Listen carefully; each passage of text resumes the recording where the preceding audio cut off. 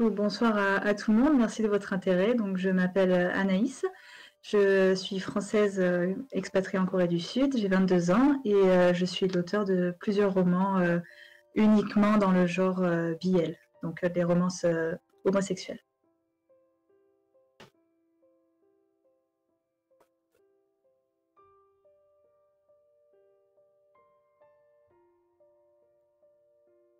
Depuis aussi lointain que je puisse m'en souvenir, j'avais tout d'abord commencé en fait par écrire des poèmes et des pièces de théâtre lorsque j'étais en école primaire.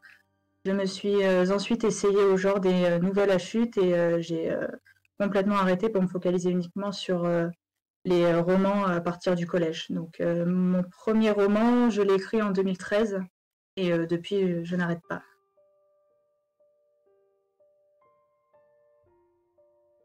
« 22 ans.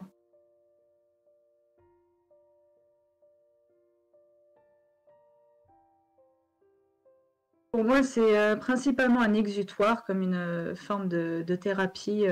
J'ai commencé à écrire à cause du harcèlement que je subissais dans mes établissements scolaires. Et par la suite, c'est devenu vraiment une passion. J'ai toujours ce besoin d'écrire dès que j'ai du temps libre et également de lire. Bon, ça me permet vraiment de m'évader à tout instant de la vie, que ce soit dans une période positive ou négative. C'est quelque chose d'essentiel à ma vie.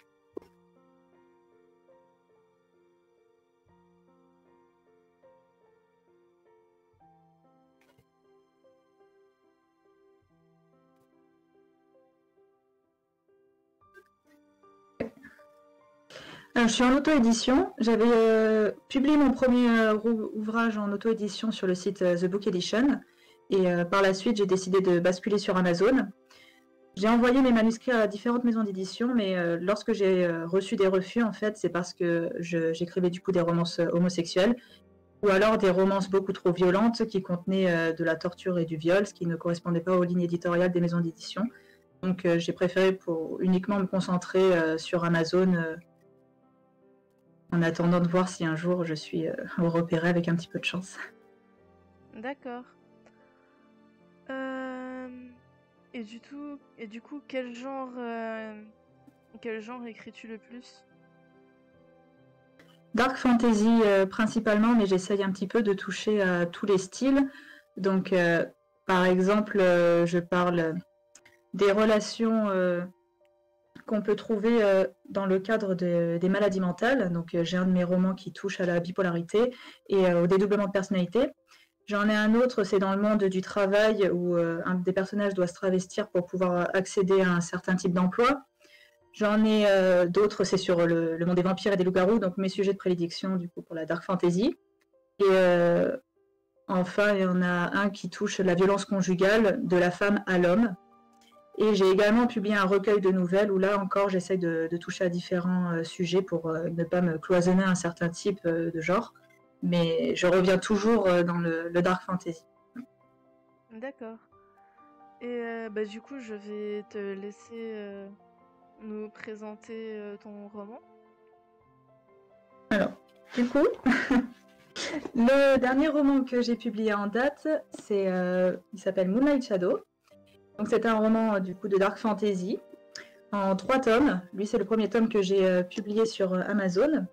Initialement je l'avais publié du coup sur The Book Edition, mais j'ai décidé de faire une réédition sur Amazon, donc c'est pour ça que la couverture est différente. J'ai fait appel à de nouvelles personnes pour m'entourer, pour travailler sur ce roman. Et il suit en fait la romance entre Chris, qui est l'alpha d'une meute du coup de loups-garous, avec Michael, qui est un humain, un ancien esclave sexuel qu'il a retrouvé et sauvé. Et par la suite, en fait, la meute va recueillir Michael, et entre Michael et Chris, une romance va se développer jusqu'à ce que les ennuis arrivent, bien entendu. Et il y a 5 ans, j'avais du coup publié un recueil de nouvelles, là encore du coup uniquement LGBT, mais je vais le republier cette année, donc changer la couverture, réécrire tout le manuscrit, en espérant proposer du coup une réécriture meilleure. Du coup, pour Moonlight Shadow, donc en 3 tomes, le tome 1 s'appelle Comet, pour vraiment symboliser l'arrivée de Michael dans la vie de la meute. comme du coup une étoile filante. Et je vais vous lire le petit synopsis. Donc Chris, alpha d'une meute de Silou, recueille un jour un jeune humain du nom de Michael. Celui-ci, violé et torturé à multiples reprises, est craintif du monde extérieur qu'il n'a que trop peu connu et n'accorde sa confiance à personne. Chris s'éprend rapidement du jeune humain et mettra tout en œuvre pour que Michael accepte sa nature de loup et devienne sien. Mais cette idylle passionnée se retrouvera vite menacée par un danger imminent. Donc ce premier tome, du coup, fait 374 pages. Je suis en train d'écrire le tome 3. Le tome 2 est prévu pour être publié aux alentours du mois de mai. Et c'est une trilogie que je travaille depuis 2014. Donc j'ai vraiment essayé de vraiment le travailler. Enfin, ça fait un petit peu répétition, mais d'être vraiment dans le perfectionnisme pour ce manuscrit. C'est une histoire qui me tient très à cœur, le plus parmi tous les manuscrits que j'ai pu écrire jusqu'à présent. Donc j'espère qu'il intéressera beaucoup de personnes. Je l'ai publié du coup le 1er novembre de l'année dernière sur Amazon et il a actuellement une notation de 4,3 sur 5 avec 225 ventes. Donc ça me semble être un bon départ et voilà, j'espère que les thématiques que j'aborde vont toucher des personnes et que ça vous intéressera pour découvrir du coup mes autres romans. D'accord. Et tu as déjà plus ou moins répondu, mais est-ce que tu as des projets pour 2021, que ce soit écriture ou autre chose qui soit lié ou non à tes romans? Alors du coup, le tome 2 de Moonlight Shadow. Je dois normalement publier avant cela un court roman qui est à moitié, un format semi-épistolaire type journal intime, qui s'intitule Journal d'un domestique en soubrette. Donc il devrait sortir au mois de février. On est en train de travailler sur la couverture et la correction. J'ai également un tome 1 qui est prévu après la sortie du tome 2 qui s'appelle Fragment de miroir, qui traite du coup du dédoublement de personnalité et du harcèlement scolaire. Et si j'ai le temps, le tome 3 de Moonlight Shadow, le tome 2 de Fragment miroir, et j'ai 2 autres manuscrits qui se nomment du coup Hiver brûlant et Brise étoilée. Donc ça dépendra vraiment si j'ai assez de temps pour publier tous les manuscrits que j'ai terminés jusqu'à présent. Et j'aimerais beaucoup lancer mon propre site internet, donc j'ai tout juste commencé à le créer, donc on verra bien où ça me porte. Voilà. Et est-ce que tu aurais un conseil à donner aux personnes qui souhaitent se lancer? Ne pas faire trop attention à ce que disent les autres, dans le sens où les maisons d'édition à plusieurs reprises m'ont dit si tu écris de la romance homosexuelle, tu n'arriveras pas à publier, tu ne toucheras pas de lecteurs. Je me suis quand même lancée. J'avais bien évidemment peur de ce que pouvait dire le lectorat. Et finalement, ça semble avoir été plutôt bien reçu. Donc le principal, c'est si ce que vous écrivez vous fait palpiter, vous permet d'un petit peu vous évader, alors je ne peux que vous conseiller d'écrire. Et si par la suite, publier comme une consécration pour vous, faites-le, quoi que disent les personnes qui pourraient lire votre livre, tant que vous proposez bien entendu un produit finalisé à votre lectorat, donc en passant par des correcteurs et mise en page quand même. Mais voilà, ne pas trop s'attarder sur les propos des autres et faites vraiment ce que vous avez envie de faire. Ne pas essayer de rentrer dans des cases pour dire voilà, la société aime ce type de livre, je devrais donc me forcer à écrire ça. Non, vraiment, faites ce que vous voulez et votre histoire n'en sera que meilleure. Est-ce qu'il y a quelque chose que tu voudrais ajouter à tout ça avant qu'on passe aux questions surprises? Je ne pense pas, il me semble avoir tout abordé, donc voilà, effectivement, j'ai énormément de projets en cours en termes de manuscrits, donc j'en ai quand même 9 en cours, ça fait beaucoup. J'essaye depuis quelques mois de travailler beaucoup sur l'élaboration des plans pour que j'arrête de me disperser, mais en essayant du coup de toucher à plusieurs type de thématique, j'espère qu'au moins un ou plusieurs romans intéressera. Et en tout cas, mon but, c'est de ne jamais arrêter d'écrire tant que je le pourrai. Donc voilà. Du coup, on va passer aux questions surprises. La première, quel est ton talent caché? Je dirais le coréen. Du coup, j'habite en Corée du Sud. Ça fait 7 ans que je l'apprends. J'ai une licence à master de coréen, donc je vais jouer la carte du coréen. À part ça, je dirais que j'ai peut-être une sensibilité particulière à la musique. Je ne joue pas d'instrument, mais j'aime énormément la musique classique et j'arrive, enfin, je pense, ressentir pas mal d'émotions grâce à ça, mais est-ce un talent? Je ne suis pas sûre. Sinon, peut-être mon l'enseignement en quelque sorte. Je donne des cours de coréen, je fais guide touristique tout en freelance. Donc plus cette idée de transmettre des valeurs et des connaissances qui me sont chères. Mais là, savoir si c'est un talent, il faudrait sans doute demander à mes élèves. Mais en tout cas, c'est vraiment quelque chose qui me passionne de pouvoir parler de tout ce qui m'intéresse. Et j'expérimente depuis peu avec une élève en particulier des cours de coaching d'écriture. Donc on verra bien là encore où ça me mène, mais je fais en tout cas mon possible pour aider les autres lorsque leurs intérêts sont communs aux miens. Donc, Une chose dont tu ne pourrais pas vivre sans. des livres. Des livres, c'est impossible de ne pas lire dans la journée. Après, comme j'habite en Corée, il n'y a quasiment pas de livres en français, sauf les auteurs type Camus ou Victor Hugo. Donc dans ces cas-là, je vais choisir mon ordinateur. Comme ça, je peux lire sur Internet, même si je préfère largement avoir des feuilles entre les mains, un livre papier. Et ça me permet également de travailler donc mes manuscrits et mon coréen. Donc si je n'ai pas de livre, je choisirai l'ordinateur. Sinon, tu peux toujours essayer de commander sur les sites des maisons d'édition, Amazon et tout ça. Les frais de port pour la Corée sont très très chers. Donc je préfère en fait faire le plein de livres quand je passe par la France et ramener en fait dans mes bagages plusieurs livres et après voilà les ramener, en emmener d'autres. D'accord. Donc ça me fait faire quelques économies comme ça. Quel super pouvoir aimerais-tu avoir? La téléportation, je pense. Pour pouvoir visiter, c'est peut-être très prétentieux, mais tous les pays du monde. J'ai vraiment une grande soif d'aventure et de connaissances. J'ai eu la chance, grâce à mes grands-parents, de voyager dans pas mal de pays. Et c'est vraiment quelque chose dont je ne me lasse pas. Donc pouvoir être n'importe où quand je veux, un petit peu comme les jumpers, ce serait vraiment formidable. Ou alors être télépathe pour un petit peu mieux comprendre la société dans laquelle on vit. J'ai beaucoup d'interrogations au quotidien sur les, les gouvernements ou la population et apprendre à mieux comprendre les gens serait quelque chose d'assez intéressant. Et si tu pouvais ressusciter un artiste, qui ça serait? Ressusciter un artiste.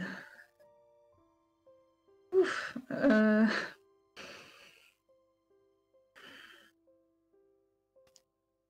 La seule personne à laquelle je pense, qui n'est pas du tout connue, c'est ma grand-mère que j'ai perdue en décembre.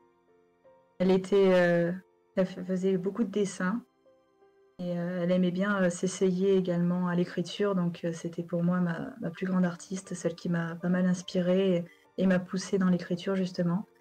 Donc peut-être ce n'est pas la réponse attendue, mais c'est la seule à qui je peux penser actuellement. D'accord. Du coup, il y a Joyeux Bookland qui demande si tu lis en numérique.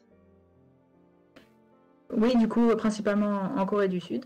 J'ai une tablette depuis peu, donc j'ai téléchargé pas mal de PDF pour m'essayer à la lecture des e-books. Sinon, rien ne vaut quand même un bon livre papier. Et du coup, si dans le chat vous avez des questions, c'est le moment de les poser. Si vous voulez venir dans l'interview, vous pouvez. C'est le moment aussi. Et, et voilà. Et, N'ayez pas peur de poser la moindre question, j'y répondrai avec le plus grand des plaisirs. et si tu as... Ah, il y a Steffi Wolfotter qui demande pourquoi la Corée du Sud. Alors, initialement, j'étais fan du Japon. Je pense que ça se voit un petit peu avec mon style. J'ai un style japonais depuis des années. Et en fait, c'est en regardant une série un jour, j'ai un petit peu flashé sur un des acteurs. J'étais très jeune en même temps, j'avais 11 ans. Et c'est là que j'ai découvert qu'il était coréen. Et par la suite, je suis complètement tombée dans le monde de la Corée.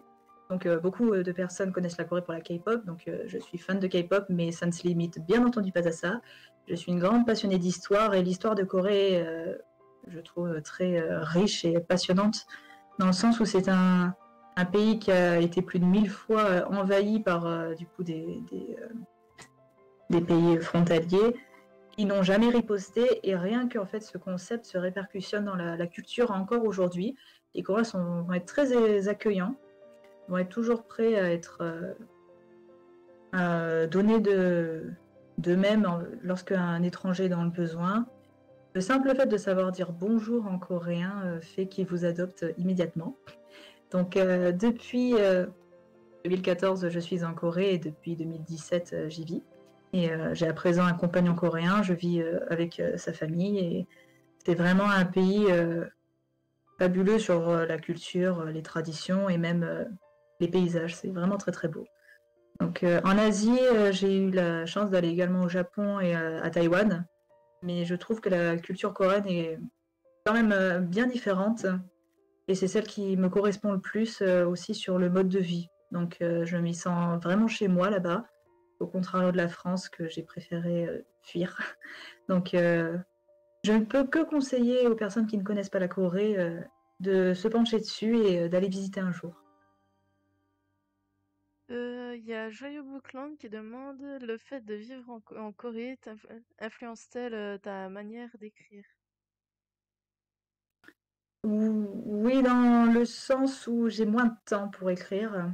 Parce que du coup, vu que je suis guide touristique en freelance, je vais consacrer beaucoup plus de mes journées à l'extérieur.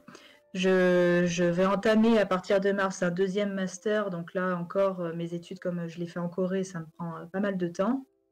Et en général, j'ai tendance à plus sortir pour, même ne serait-ce que pour m'amuser en Corée, alors qu'en France, je vis en ermite, je reste enfermée chez ma mère tous les jours. Donc j'ai l'ordinateur à portée de main H24, alors qu'en Corée, j'essaye plus de profiter et de m'aérer l'esprit.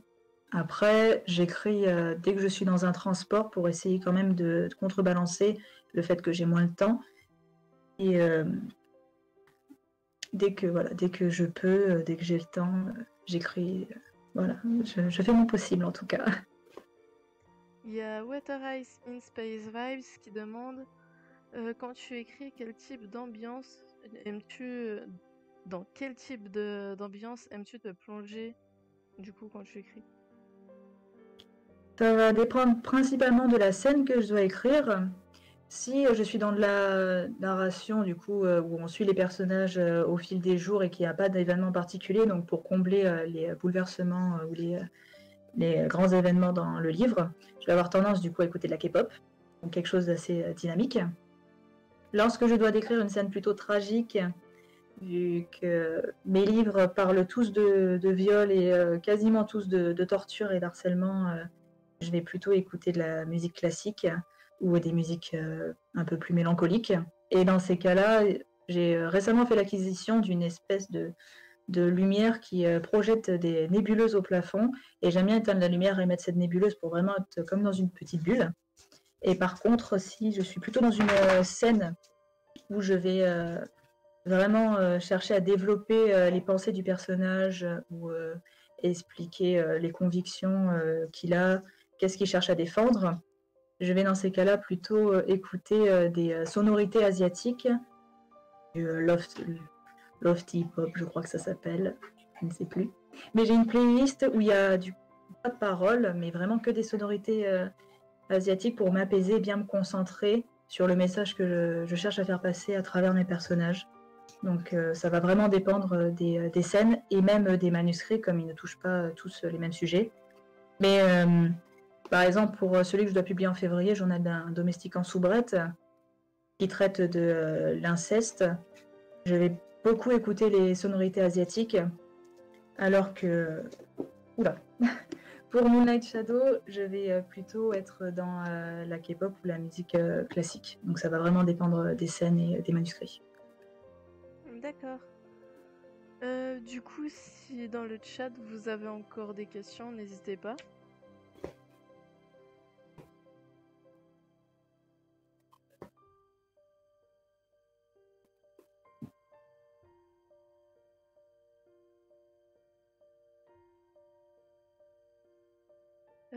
Joyeux Bookland qui demande pourquoi écris-tu ce genre d'écrit torture, viol, pourquoi ces thématiques? Alors, j'ai subi 14 ans d'harcèlement scolaire sur une période de 16 ans, donc ce qui est assez long. Toute ma construction psychologique s'est basée sur l'harcèlement et je suis encore plongée dedans, donc j'ai toutes les conséquences qui en découlent, phobie et dépression. Et c'est vraiment ce mal-être, cette rage que j'ai en moi, que j'essaie d'extérioriser, sauf que bon, ça ne sort pas forcément de la meilleure des manières. Par exemple, la torture, je n'ai clairement pas envie de torturer des gens, c'est pas du tout ce que je cherche à dire. Mais pour essayer un peu de représenter ce que j'ai vécu. C'est pas du tout à la même échelle, là encore. Et les tortures sont très poussées dans mes livres. J'ai subi pas mal de blessures aussi importantes. Mais voilà, comme j'ai grandi dans un cadre très violent, c'est un petit peu mon seul cadre de référence. Et forcément, ça impacte tous mes livres.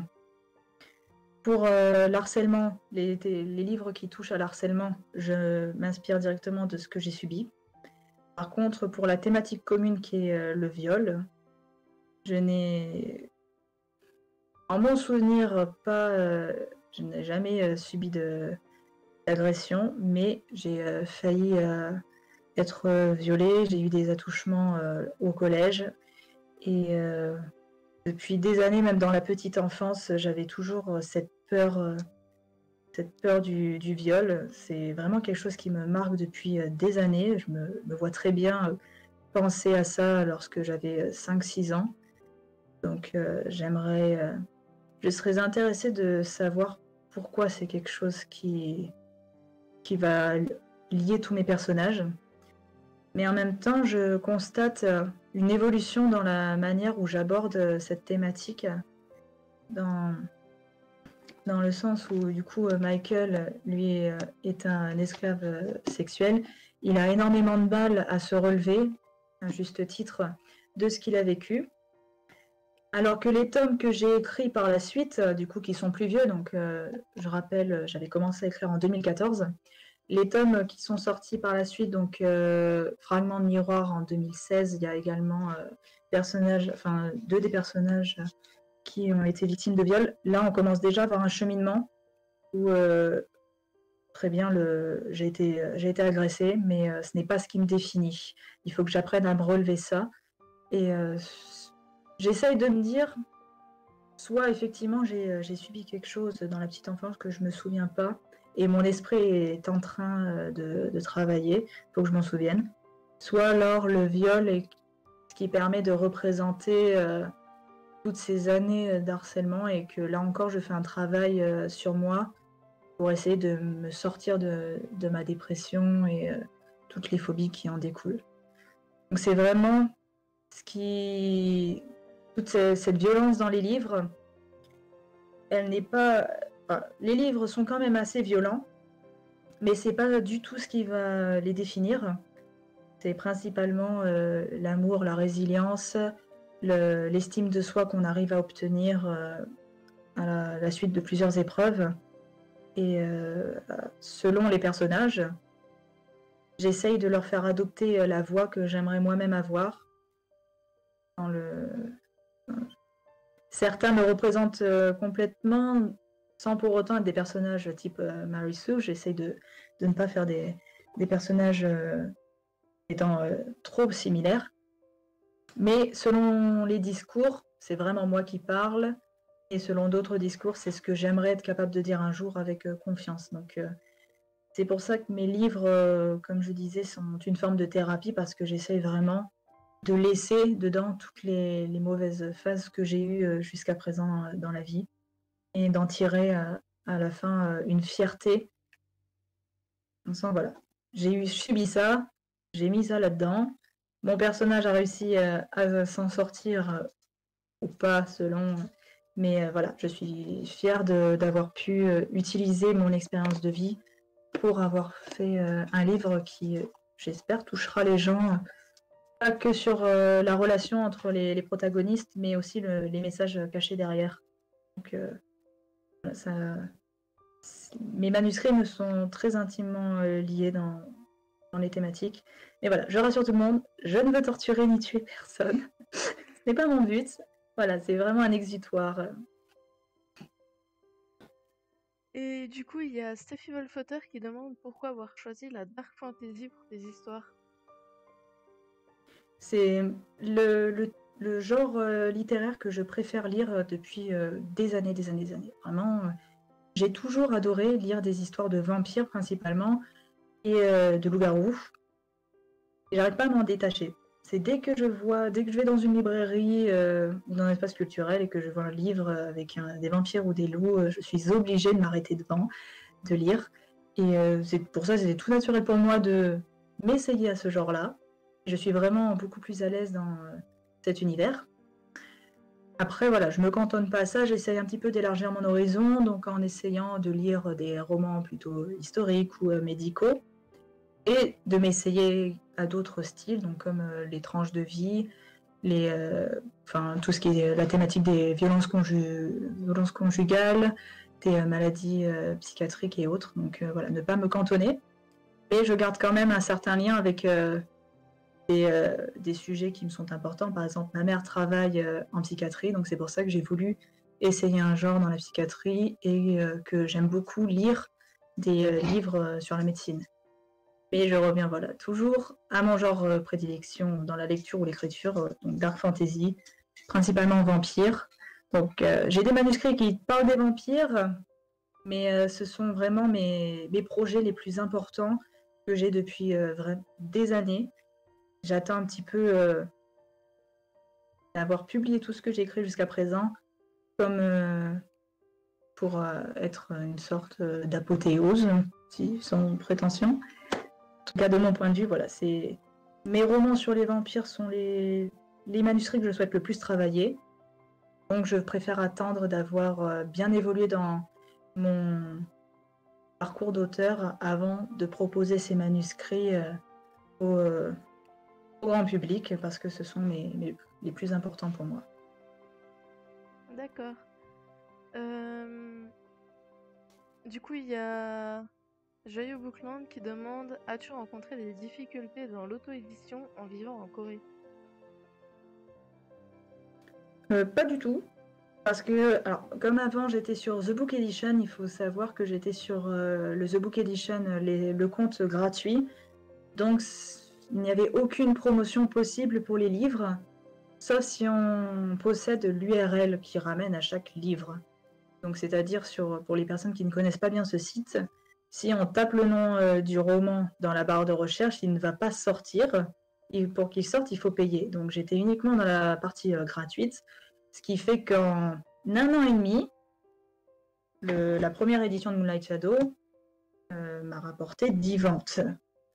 Alors que, une fois que j'étais sur Amazon, en un mois, j'avais 178 ventes. Donc quand même, il y a un certain clivage.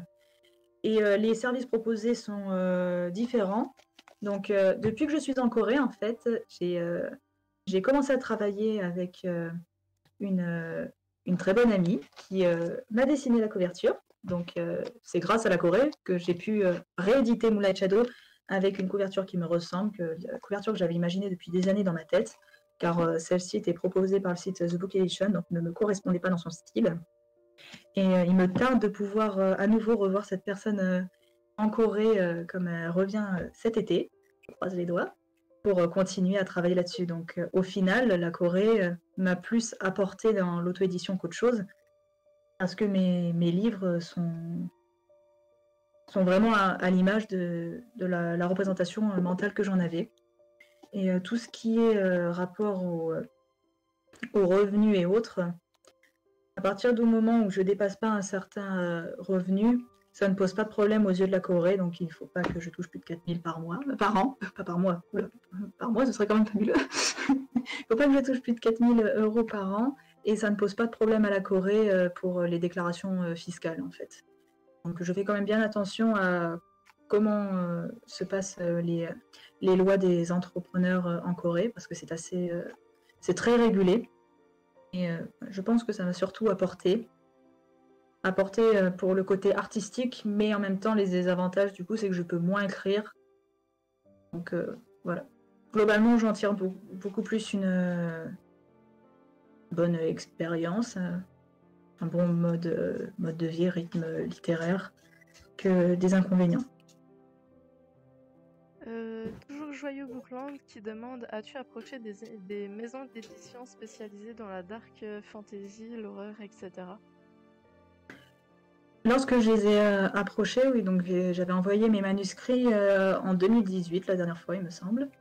J'ai pas retenté l'aventure depuis, en tout cas pour les maisons dark fantasy, où là on m'a rejeté à cause des romances gays. Donc après 2018, j'ai tenté les maisons d'édition LGBT, où là on m'a rejeté à cause du contenu trop violent. Pas plus tard qu'en novembre, justement, j'avais tenté une nouvelle maison d'édition qui était située au Canada. Et on m'a dit non, il ne faut pas qu'on n'accepte pas dans nos lignes éditoriales les manuscrits qui abordent le viol ou la torture. Donc pas de bol. Pour le coup, je n'ai pas encore trouvé de maison d'édition qui serait intéressée par mes projets. Je ne perds pas espoir. Je continue de faire ce qui me plaît. Je publie sur Amazon. C'est mon premier coup d'essai, ça s'est plutôt bien passé, donc je vais continuer ainsi. Si je ne suis jamais repérée, tant pis. Ça ne m'arrêtera pas. Tant que je peux écrire, j'en serai très heureuse. Il y a Steffi Wolfotter qui demande justement: je me demandais pourquoi avoir choisi les romances gays. C'est justement lié à mon harcèlement, vu que j'ai subi des attouchements par des hommes. Je n'arrive pas à écrire des romances hétéros alors que je suis hétéro. C'est assez particulier. Beaucoup de personnes ne comprennent pas pourquoi, mais en fait, je n'arrive pas encore à me détacher des personnages lorsque ce sont des femmes. Je me projette beaucoup trop dans les personnages, du coup, dans ce qu'ils vivent, et je me dis, si ce personnage, du coup, subit un viol, ça me renvoie aux attouchements, aux agressions que j'ai pu avoir. Et le fait de passer par des hommes, ça ne minimise en aucun cas ce qui se passe, mais je n'ai pas cette projection, donc j'arrive beaucoup plus à me concentrer sur l'histoire et les personnages. Et comme j'étais du coup, je suis toujours fan du Japon, j'aime beaucoup la littérature, les mangas, les BL. Donc je lis au quotidien des romances gays également, que ce soit des mangas, des livres ou des films. des films bizarres, mais vraiment, je trouve en fait c'est juste très mignon. Je trouve les couples gays asiatiques, je les trouve très mignons dans ce que je vois. Et voilà, je n'ai pas du tout cette projection dans le personnage féminin. J'ai commencé par écrire des romans avec en personnage principal des femmes, et j'étais de suite très très mal à l'aise, parce qu'il faut savoir également, donc je suis certes auteur LGBT dark fantasy, mais je suis classée dans la catégorie de l'érotisme. Il y a pas mal de scènes un petit peu olé olé. Et à chaque fois que je devais écrire ce type de scène avec une femme et un homme, de suite, j'étais très mal à l'aise et j'avais des blocages. Donc j'ai associé ça avec ce que j'ai subi lors de mon harcèlement scolaire. Mais je songe de plus en plus à me retenter dans la romance hétéro, pour toujours dans cette volonté d'arriver à guérir des séquelles de l'harcèlement, comme une sorte de thérapie. Alors du coup, il y a Joyeux Bouclante qui demande: connais-tu Luciférine, Noir d'Absinthe et Chat Noir? Ce sont des maisons d'édition. Et il y a Stéphie Wolfauter qui a ajouté Crainte Chimère, qui est aussi une maison d'édition. Oui. Les deux dernières, oui, mais je ne les ai pas contactées. Les deux premières, non. Par contre, je ne les connais pas. Après, vraiment, depuis 2018, j'ai complètement arrêté de me pencher sur les maisons d'édition. J'avais tenté Milady, vu qu'il commence à sortir des romances LGBT, et je n'ai pas eu de réponse. Donc, il faudrait tout simplement un jour je me repenche sur l'envoi de manuscrits à des maisons d'édition. Je préfère pour l'instant finaliser tous les manuscrits que j'ai écrits jusqu'à présent pour avoir plus de chances, d'opportunités. En envoyant une dizaine de manuscrits d'un coup, on ne sait jamais, peut-être un intéressera. Là, je me concentre principalement sur ce que je veux faire moi. Et par la suite, si vraiment j'ai toujours cette volonté, me relancer dans la recherche des maisons d'édition. Il y a pas mal de choses qui se passent pour tout le monde ces derniers temps, et j'ai clairement pas l'énergie ou l'envie d'être dans toutes ces démarches de recherche de maisons d'édition. Donc je préfère attendre que les choses se calment, se tassent un petit peu dans ma vie privée, avant de me relancer corps et âme là-dedans. Mais après, bien évidemment, si un jour je peux être édité, c'est mon plus grand rêve, comme tout auteur, bien entendu. Vivre de mes écrits, ce serait vraiment une consécration fabuleuse. Voilà, donc j'ai mis mes recherches sur pause, mais ce n'est pas un arrêt définitif. Donc les noms qui ont été cités, je referai des recherches, parce que je ne les connais pas du coup, et merci de me les avoir proposés. Je vais les noter du coup pour te les envoyer tout à l'heure. Ah bah oui, si c'est encore mieux, merci. Et du coup, il y a Joyeux Bouclante qui demande: travailles-tu avec un comité de bêta lecteurs? Depuis peu. Depuis la sortie sur Amazon, justement. Donc je suis entourée de 3 personnes. Donc il y a la personne que je définis du coup comme étant mon illustratrice. Elle n'est pas une illustratrice de métier, mais comme je la connais personnellement, on en a trouvé un arrangement, et son travail est formidable. Mais j'ai également du coup 2 bêta correctrices. Donc une de mes élèves de coréen, qui est une ancienne prof de français, est devenue ma première bêta lectrice. Donc elle a commencé à m'aiguiller principalement sur du coup les fautes d'orthographe et de conjugaison, parce qu'à force de vivre en Corée, je ne pratique plus le français, et en 2-3 ans, j'ai pas mal perdu. Donc c'est très très problématique. Et depuis du coup le mois de décembre, fin novembre, début décembre, j'ai une nouvelle bêta lectrice qui, elle, est en train de suivre une formation pour devenir correctrice professionnelle. Donc elle va principalement m'aiguiller sur tout ce qui est concordance des temps et les constructions de phrases, parce que j'ai tendance à faire des phrases assez alambiquées, très longues. Donc elle essaye un petit peu de me guider. Voilà, là tu risques de perdre un peu le lecteur. Après, depuis Noël de cette année, j'ai acquis le logiciel Antidote. Donc ça m'aide beaucoup dans mon travail au quotidien. Donc je passe d'abord par Antidote, après par la première correctrice du coup, qui est l'ancienne prof de français, et ensuite j'envoie à la deuxième, celle qui suit une formation de correctrice, pour vraiment avoir une vision d'ensemble la plus complète possible. Et lorsque je vais rentrer en Corée la semaine prochaine, comme je vais avoir 2 semaines de quarantaine, je vais me lancer dans le projet Voltaire, pour essayer de, moi aussi, faire le moins de fautes possible à l'avenir, et ne pas dépendre d'Antidote ou de correcteurs. Mais après, dès qu'une occasion se présente, si quelqu'un est intéressé par mon travail que je connais personnellement, j'ai tendance parfois à lui demander avis sur quelques petits passages du manuscrit. Pour voilà, est-ce que j'ai bien tourné les phrases? Est-ce que tu comprends bien les émotions que je cherche à transmettre? Donc, c'est deux personnes dans ce cas-là qui vont m'aider. Justement, l'élève que j'essaye d'aider en tant que coach littéraire, tout simplement, en fait, je passe énormément de temps à faire beaucoup de recherches sur le monde de l'édition, de l'écriture, du français et tout, et je vais lui restituer de manière plus synthétique. Et voilà, donc elle va m'aider et on se fait un travail. Je l'aide en tant que bêta et elle m'aide en tant que bêta. Et une autre personne qui est totalement neutre, qui ne lit jamais de ce type de manuscrit, donc que ce soit Dark Fantasy ou les autres thématiques, pour qu'elle ait un regard plus neutre. Donc voilà, j'essaie de m'entourer d'une petite équipe, mais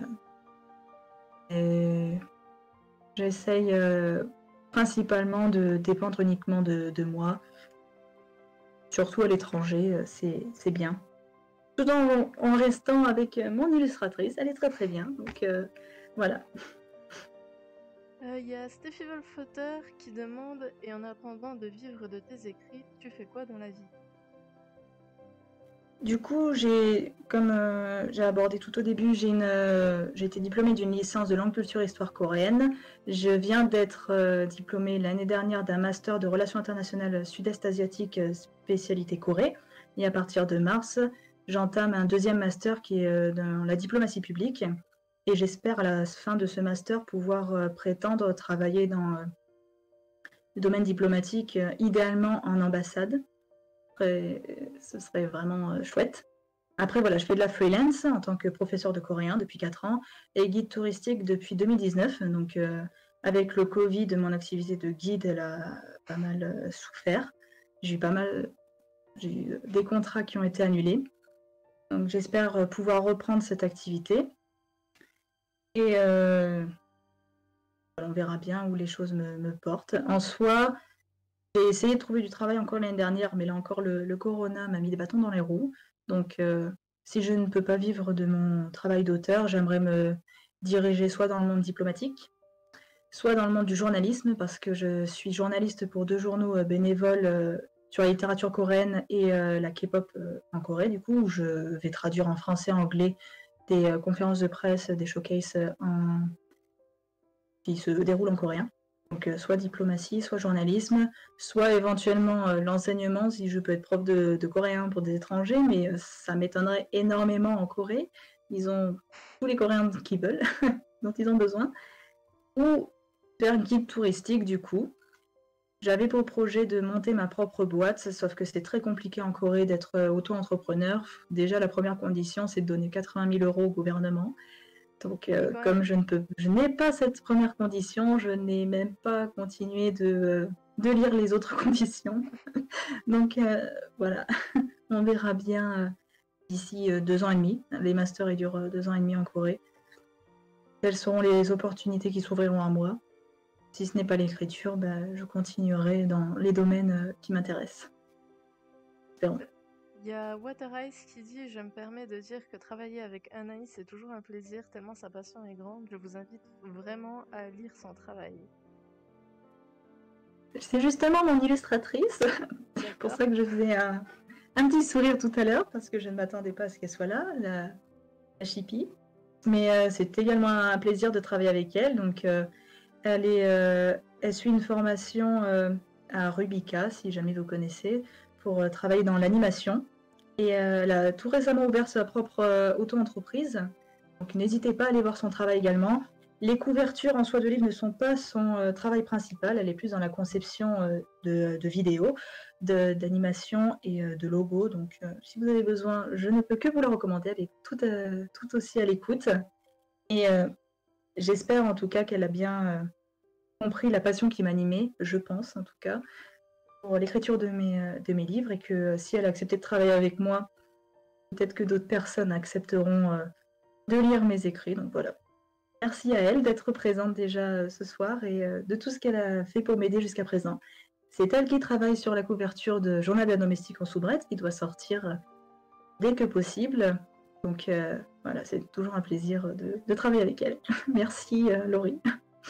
Il y a Joyeux Bookland qui demande, qui dit qu'elle a noté ton livre, mais elle demande aussi si tu as affiché quelque part tes travaux et tes réseaux sociaux.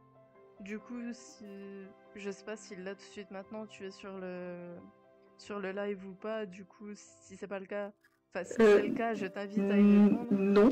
Sinon, Alors, bah alors, alors j'ai une. Alors, non, je suis pas sur le live donc, parce que je ne connais pas du tout Twitch. Donc, je ne sais pas comment ça marche. Alors, j'ai Instagram et j'ai Facebook en tant qu'auteur, du coup. J'ai une page sur Amazon aussi et je vais développer mon site internet. Mais déjà, pour vous donner l'Instagram, il était un petit peu en pause ces derniers temps avec toutes les préparations pour rentrer en Corée. Donc, vous avez l'Instagram, je ne sais pas si on voit très bien, qui s'appelle Anaïs Pillet, donc Pillet, P-I-2-L-E-T, le tiré du bas, auteur avec un E. C'est le même nom sur Facebook, sauf que la couverture sur Facebook, c'est un loup, vu que c'est mon animal totem. Sur Amazon, c'est pareil, je suis sous le nom d'Anaïs Pillet. Et mon site auteur va s'appeler Anaïs Pillet Auteur. Je garde ce titre partout. J'écrivais à l'origine sous le pseudo de Bloody Kiss, donc vous pouvez me retrouver sur des sites en tant que Bloody Kiss. Et voilà. Donc peut-être qu'en description de la retransmission sur YouTube, ce serait possible de partager les liens éventuellement. Ça sera fait. C'est fait à chaque Bah fois. voilà, Je pense juste pas mettre les liens directement sur Twitch. Je te transmettrai tout et voilà. Donc Anaïs, A-N-A-I-S, Pillet, P-I-2-L-E-T, tiré du bas, auteur avec un E sur Instagram et sur Facebook, Anaïs Pillet, auteur, donc sans aucun trait ou autre, sur voilà, Facebook et sur Amazon. Anaïs Pillet, voilà. Bah, du coup, je noterai tout ça. Je te laisserai m'envoyer les liens et je les mettrai oui, voilà. en Pas plus description simple. de YouTube. Et si dans le chat vous avez des questions, n'hésitez pas. Et voilà. Et si tu as encore envie de rajouter quelque chose. J'espère que cette interview vous aura intéressé. C'est mon tout premier en tant qu'auteur. Donc je suis très stressée. J'espère également que ça ne s'est pas trop senti. Et que je vous ai donné envie de découvrir mon travail actuel et futur. Et restez surtout à l'affût parce que mon cerveau bourgeonne d'idées, comme la plupart des autres auteurs. Donc je promets, en tout cas, au moins 8 manuscrits à venir. Donc minimum. Restez à l'affût. Et voilà. Si à tout moment sur les réseaux sociaux, vous avez la moindre question, que ce soit sur mes livres ou la Corée ou juste moi, je serai plus qu'heureuse d'y répondre. J'adore communiquer ma passion avec autrui, donc n'hésitez pas, je ne mords pas en dépit de mon style. Bah, du coup, sur YouTube, n'hésitez pas à vous abonner à la chaîne, à liker la vidéo. Vous avez tout qui est dans la description, le lien pour acheter le livre, les liens pour les réseaux sociaux d'Anaïs, pour les réseaux sociaux de Auteur en Live, pour rejoindre le Discord, et voilà. Merci beaucoup de cette opportunité, du coup, de cette interview. Donc, depuis que je sais que j'ai été acceptée pour faire l'interview, j'en parle partout autour de moi. C'est vraiment quelque chose d'incroyable à mes yeux. De dire waouh, j'ai publié il y a 1 mois sur Amazon, je fais déjà une interview. Donc, merci beaucoup de cette opportunité et j'espère que ça permettra de faire entendre la voix de beaucoup d'auteurs dans la même situation que moi. Voilà, merci beaucoup. Du coup, c'est mon but de pouvoir laisser les auteurs communiquer sur leur livre. J'espère qu'on va toucher de plus en plus de monde, parce que c'est le but aussi. Oui, oui, non, mais c'est une très bonne initiative. Un public. Et voilà. Une très bonne initiative. Merci aussi aux auteurs d'accepter ces interviews, sans quoi ce serait pas possible. Et voilà. Là, en l'occurrence, tout le plaisir était pour moi. Dès que j'ai vu ton annonce, je me suis ruée dessus. Je fais waouh, ce serait incroyable que je fasse une interview. Donc merci.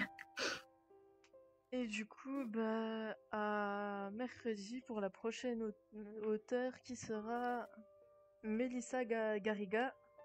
Et voilà. Voilà. Bonne interview, Anaëlle.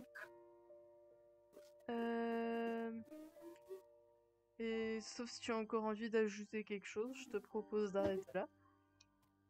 Il me semble avoir tout dit. Vous pouvez également trouver sur YouTube un book trailer pour Moonlight Shadow. Tu m'enverras Je les vais sans liens. doute ouvrir une chaîne YouTube pour pouvoir diffuser le book trailer avec l'accord de la personne qui l'a réalisé. Éventuellement, je ne sais pas si ce serait possible de partager dans ces cas-là l'interview, mais c'est clairement pas dans un futur proche. Donc éventuellement, je te recontacterai pour ça. Mais voilà, Bah, il y aura j'essaye de faire en sorte de développer mon activité sur les réseaux sociaux. Je suis très mauvaise à ça et j'apprends. J'étudie beaucoup. Et du Voilà. coup, bah, tu m'enverras le lien du trailer, comme ça je le mettrai dans la description YouTube aussi. Ah, bah, avec plaisir. Et voilà. Voilà. Merci. Et du coup, bah, à bientôt. Et merci d'être venu. Oui. Merci aux personnes qui ont assisté à ce live. Merci à toi de l'avoir présidé. Et voilà, bonne chance aux auteurs qui suivront.